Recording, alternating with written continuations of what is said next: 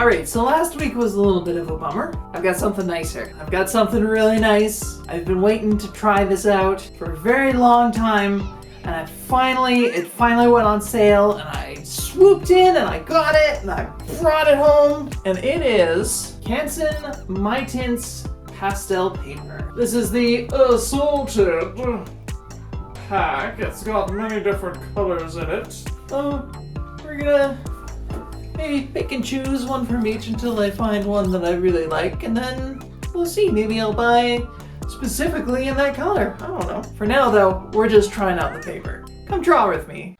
Alright, let's get this show on the road, shall we? Since I have a, shall we say, an unfortunate task set to myself in this coming week, I have decided to do this paper some justice. And I have decided to use my gallery set. Good old Mungyo gallery, what can I say about it? It's creamy, it's buttery, it's pigmented, it's not gonna let you down for pennies on the dollar. In fact, in terms of overall cost, I'd say it kicks butt even more than even a certain Caran d'Ache set that I have lying around, which retails for almost twice as much as what I paid for this. You know, actually, I'm going back to look at the price, and on Amazon.ca, on AliExpress, on all of these different... AliExpress doesn't really count, it's gonna be a knockoff of what you get, but Amazon is where I got my 72 set, and I can't find it anywhere. I can only find the wooden case set, which is about $100. So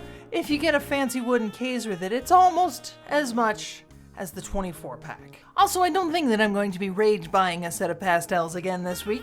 I do believe that once a year is quite enough for that. So we got this smug little man on our paper here. It's a 12 by 16 size. It's a little different from what I usually work in. I usually work in either an 11 by 14 or an 18 by 24, not that much in between. But this one, technically poster size. You're gonna have a little bit of a harder time finding a, shall we say, cheaper, oh my god, it's happening again. I am so sorry, my dear listeners. There seems to be something around that particular word. It appears to be a trigger phrase from the days of my youth. I cannot say the word photo frame without disarming and killing a man. But yeah, if you were using this particular size, you might consider maybe affixing it to a wooden base or a canvas or something. Could save you a little bit if you just happen to have those lying around. we're just gonna dip back in once the actual pastel work starts coming in, and we're gonna enjoy that together, okay?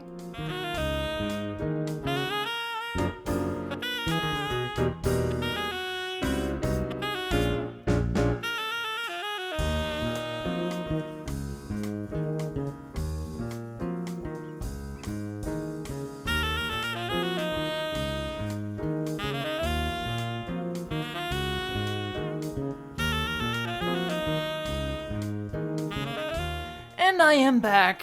We're ready. I hope you can see the little man on the screen a little bit better than I can. Editing's hard. So starting as always with the eye, I immediately notice this is pretty good paper. I don't like the idea of using sanded surfaces. It sounds like it's just like a bad sensory time. I'm not about that. And it seems like it'd wear down your pastels a lot faster than maybe I'd like to pay for. So these textured papers are a very nice go-between between literally drawing on sandpaper and anything else. But dang it, does this paper ever grab onto your pastel? And I do mean that in a good way. I'm gonna show it in a second, but there is zero spillage of pigment where I don't want it to be. I mean, spillage maybe isn't the best term because it's very sticky. Anyway, it's going exactly where I want it to go. To the best of my ability, it is guiding me like a heat-sensing rocket. We're gonna zoom in a second here, and you're just gonna see just how perfect this paper accepts pigment. And it does it for a couple layers. You can, look, it looks fantastic. It's puppies all the way down, my friend. I mean, just look at the way it blends out, and it's so good. I am in love. Before, I was a Team Strathmore fan, but now I am all the way on Team Canson. For this particular product, their normal mixed media paper is mediocre for pastels. I know what you gotta be saying to yourself. You gotta be saying, Kaylee, realistically, paper's gotta have a weakness. So what is this paper's weakness? And just to drop the act for a little bit and just be a little bit normal here, it's really expensive. This sheet of paper was on for half price and it was still $15. $30 for 24 sheets is not a very good return on investment if you're not making money from selling your art or tutorials on how to do your art, or there's a lot of ways to make money as an artist. You just gotta find out what fits for you. Just on the topic, just to be serious, this is my serious voice. Very serious, very sensual almost. Not sensual. Don't say that word, Kaylee. Don't put that word on the internet. That's a dirty, dirty word. But just to make myself clear, I am 100% serious in this moment when I say you can also make money on your art from the government. I personally have just received a grant to the tune of about, well, I'm not going to say how much, but it is a lot of money for me. It might not be a lot of money for some people, but it can solve a lot of problems for me. Specifically in the field of doing oil painting. And you'll see oil painting videos from me very soon. I'm pretty sure next week is still spoken for the pastels, for Michaels versus Expressionist, just because, I kind of hate myself just a little bit. And it's important to hate yourself just a little bit, so you try to be better than the person you can't stand. Now, I've got an honest question for the people who have made it this far into the video. It is quite a long video, and I don't blame you if you want to turn away, because I am the company that you have, and sometimes just one person isn't enough. Sometimes you need a room of people to feel complete. So, I won't take offense if you walk away. I just want to ask you one question, and then I'll get back to the somersaults and everything that I do off camera that you can't see, because the only thing that I'm showing you is me drawing this silly little picture. So which voice do you like better? Do you like the voice that sounds like I've been huffing clown juice fresh from the college floor? Or do you like the voice that I'm doing now that is kind of a little bit more subdued, a little bit more calm, just a little bit more dry? It is a little bit harder to control my voice at this level. The vocal fry, it's a lot. I had a really bad bout of laryngitis when I was younger, and I have to talk loud or else I turn into a squeak toy. And that's just not fun. Not when you're trying to be serious like I am right now. Being serious and all. This is Serious Kaylee. Thank you. And we'll back to the ribaldry. You heard it here first, folks. I am going on a sabbatical to oil paint just about everything that I can see. I'm going to be taking a few courses online. I'm going to be accepting some help from my friends. I work with quite a few very, very good artists, much better than I. And basically, I'm going to be pastoring them in any measurable way that you can say the word pastor. I will be doing it. I'm going to be slipping little whoopee cushions onto their chairs when they try to sit down. I'm gonna be crank calling them at 3 a.m. Just everything that I can think of to get them to be sympathetic to me and help me, not get arrested by the government for fraud in regards to what I can actually do with this grant. And it's so funny too, my grant was kind of bullshit, guys. My grant literally boiled down to the fact that sometimes people are a little pretentious when they talk about oil painting. That it's kind of a higher art form than some of the other art supplies. And so I wanted to add some equity and diversity into the arts and show that, just the average Joe Smo of the alphabet mafia could just walk in off the street and get a job. I don't know where this is going. Please bear with me as I find the path to what my face is talking about at the moment. Okay, alphabet mafia. Yes. Folks, I am as queer as the day is long. I fall under several letters of the umbrella, and I am happy to be who I am. And on that note of positivity, I am going to leave you hanging in literal silence. Well, not literal silence, there is music going on, but almost literal silence without the benefit of my wise counsel until we get to the hand. Let's say the hand. The hand is a good place to start, because that's a good place to talk about improvements. That'll be the next topic. Improvements on the hand. Let's go.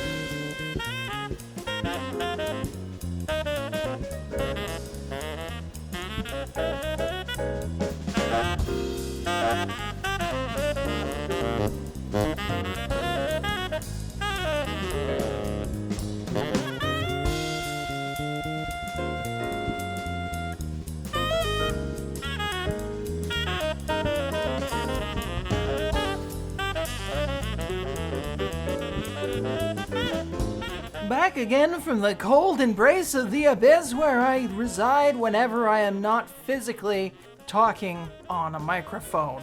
And it's not like one of those, you simply cease to exist and don't acknowledge the passage of time. I know that time is passing. It is an eternal, infernal existence for me. It is a second that lasts a century, that lasts a millennium, that lasts a second.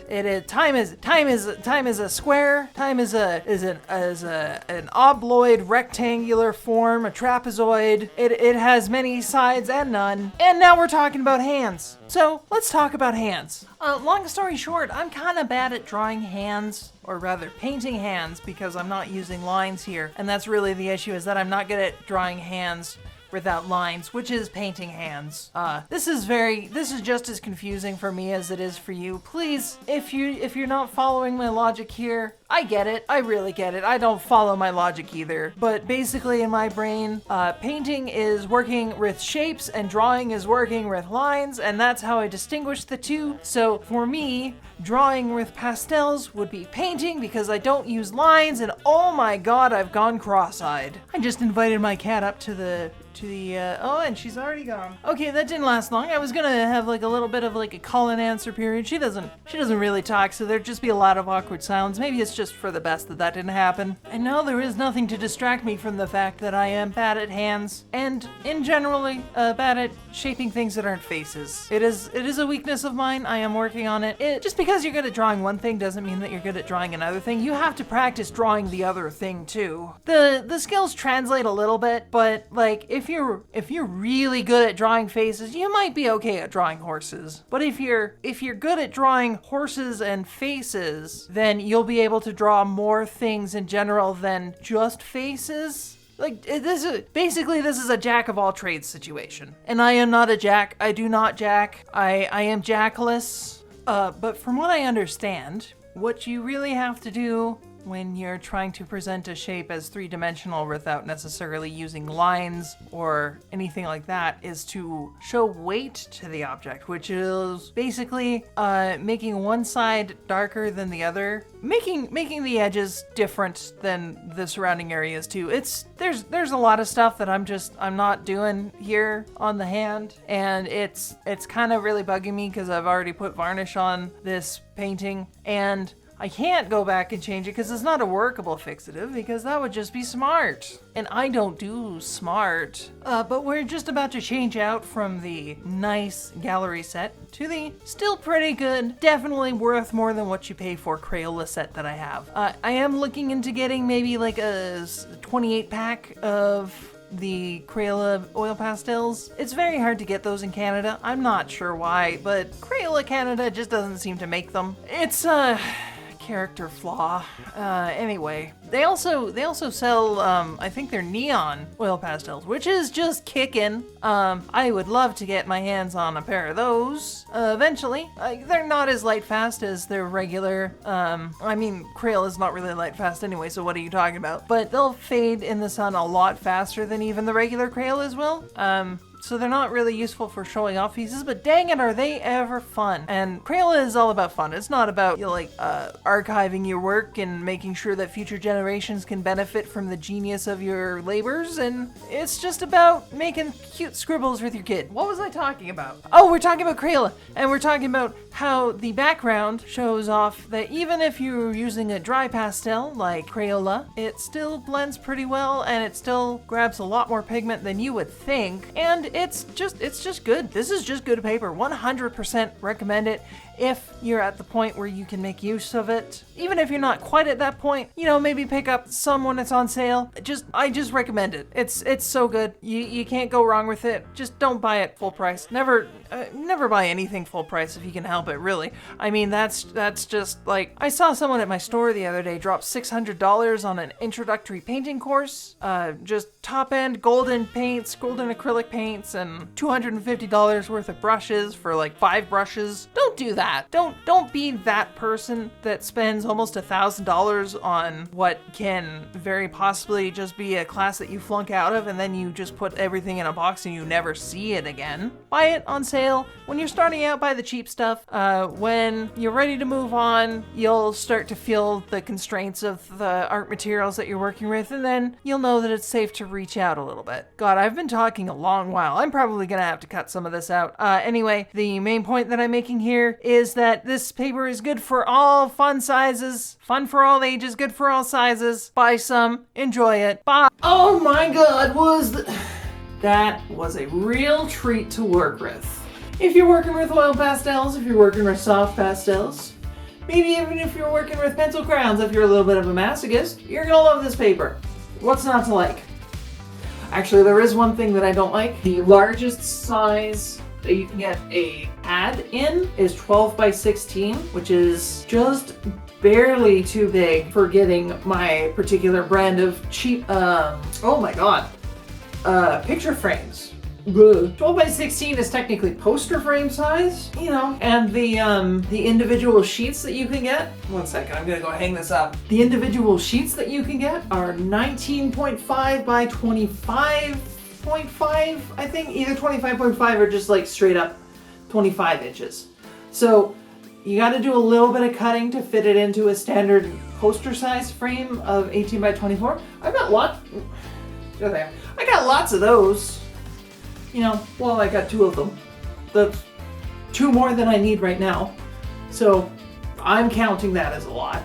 Anyway, I have those expressionist pastels that I bought the week before.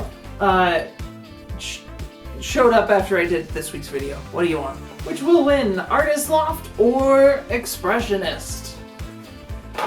No matter who wins, I'm the one that loses. Anyway, I hope you all have a wonderful evening, and I will see you all next Saturday with an exciting announcement. Bye-bye.